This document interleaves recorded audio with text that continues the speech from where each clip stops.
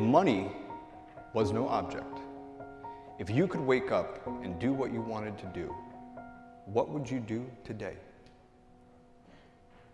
If it didn't matter what majors made the most money, if you didn't have to worry about the pile of bills sitting on your dorm room desk, if you didn't have to worry about the opinions of your friends and your parents, what would you be doing today?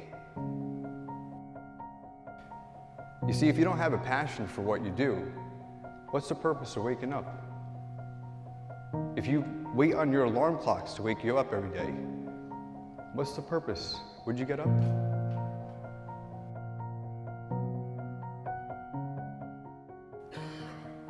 Every day should have a purpose, and you should fuel it with your passion. A lot of you are probably facing a similar decision. Where do you go from here? Graduate college? What's the next step, right? I'm sure you have certain opportunities, most opportunities that a lot of people don't have. But what direction do you go in? The choices you make today, tomorrow, they might affect you for the next year, 5 years, 10 years, or for the rest of your life. There's one exception to this rule. You have to love what you do. You have to have a passion for anything that is a 9 or above. Because the time that's required to make that effectively and efficiently, to make the amount of revenue that's going to keep you content, may be the next 10, 15, 20, 30 years of your life. So if you're not willing to give 30 years to become a doctor, then don't do it. Because if you don't have a passion for it, you're going to wake up one day and find out that you're just working a job. It does not matter where you come from. I have seen people come out of the desert, walk across the desert, being born in the most dire of circumstances. Doesn't matter what your mama did, whether she did or had a PhD or no D.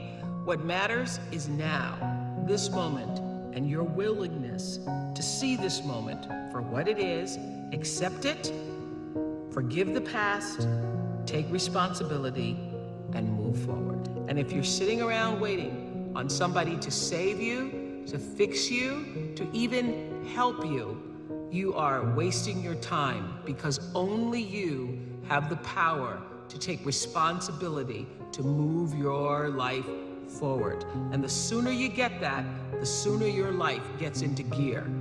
Then you'll really be living a limitless life. You'll be able to do the things that are important. And as Elon Musk said, if something is important enough, you should try, even if the probable outcome is failure. And that's where most people stop. And this is the one that drives me crazy. And this is the thing about really trying to do something with your life. Yes, you might fail. Yes, you might embarrass yourself. You might end up doing a faceplant. You might end up wishing that you hadn't even started. But if it's important enough, even in that moment, you've got to get back up and ask yourself, honestly, where did I fail? What was the skill that I didn't have that was required of this task?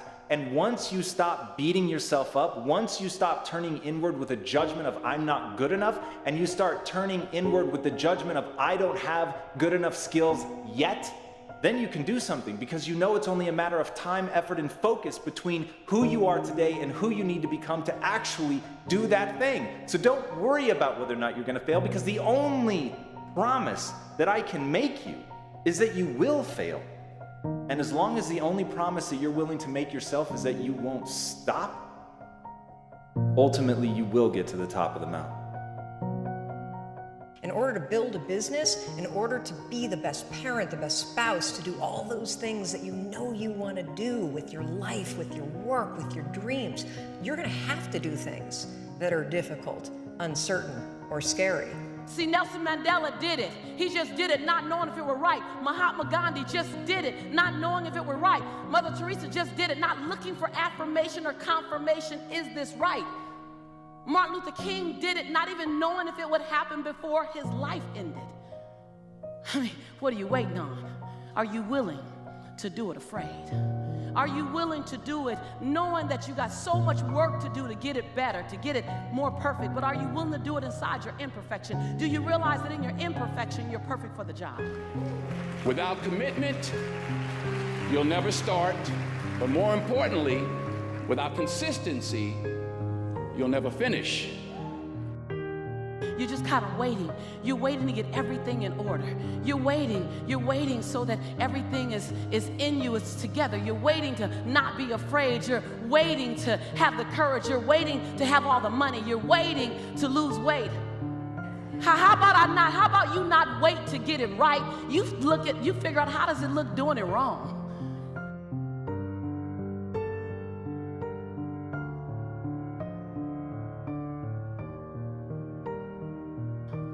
You got to be willing to do it afraid.